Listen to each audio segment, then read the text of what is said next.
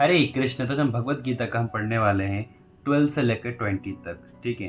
तो 12th में क्या है कि अब लिखा है कि अब कुरुवंश में वयोवृद्ध परम प्रतापी एवं वृद्ध पितामह ने सिंह गर्जना की सी ध्वनि करने वाले अपने शंख को उच्च स्वर में बजाया, जिससे दुर्योधन को हर्ष हुआ। फिर श्लोक नंबर 13 में बोलते हैं कि तत्पश्चात शंख नगाड़े विगुल तुरुही तथा सिंह सहसा एक साथ बज उठे। फिर हमारे 15 में बोलते हैं दूसरी ओर से श्वेत घोड़े द्वारा खींचे जाने वाले विशाल रथ पर आसीन कृष्ण तथा अर्जुन ने अपने अपने दिव्य शंख बजाए, ठीक है। भगवान कृष्ण ने अपना पंचजन्य शंख बजाया, अर्जुन ने देवदत्त शंख बजाया। अति भोजी एवं अति मानवीय कार्य करने वाले भीम ने पौंड्र नामक भयंकर शंख बजाया, ठीक है। फिर 16, 17 और 18 में बोलते हैं कि हे राजन, कुंती पुत्र राजा युधिष्ठिर ने अपना अंत विजय नामक शंख बजाया तथा नकुल ने सहदेव ने सुदघोष एवं मणि पुष्पक शंख बजाया। तो ऐसे ना दोनों तरफ से शंख बजे जा रहे थे, ठीक है।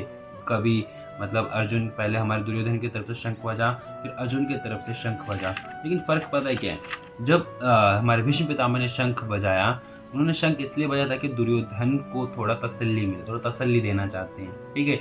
लेकिन वो जब शंख बजाए उसकी जो साउंड में ना ऐसा था कि हम तो हारने ही वाले। क्यों हारने वाले? क्योंकि सामने कौन है? भगवान खड़े थे, ठीक है। और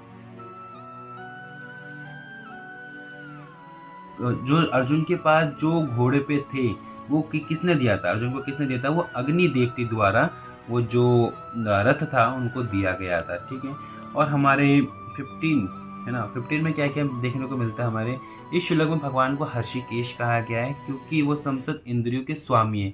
जब अर्जुन युद्ध भूमि में था, है ना, जब वो युद्ध लड़ रहा था तो अपने इंद्रियों को खो बैठ रहा था, मतलब वो अपने इंद्रियों को कंट्रोल नहीं कर पाता। भगवान उनको समझा रहे थे, नहीं, भगवान उसके इंद्रियों को कंट्रोल कर रहे थे।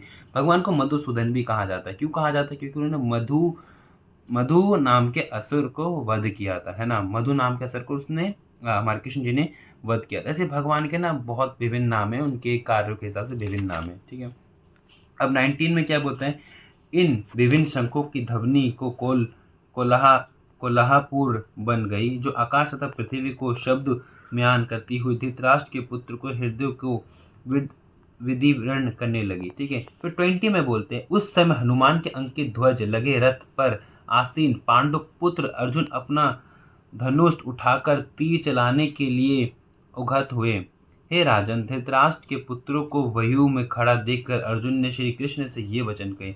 अब जैसे वो लड़ने के लिए सब तैयार हो गया ना, जैसे ही अर्जुन ने अपने धनुष को उठाया, ठीक है, और सामने क्या देखते हैं, वो देखते हैं सामने देखते हैं पांडु पुत्र अर्जुन अपना धनुष उठाकर तीर के लिए उद्यत करते। हे राजन, धृतराष्ट्र के पुत्रों के व्यूह को, मतलब वो धृतराष्ट्र ने अपने कहीं ना कहीं सोचते कि तो मेरे ही है, अब इनसे मैं क्या ही लड़ूँ, ठीक है।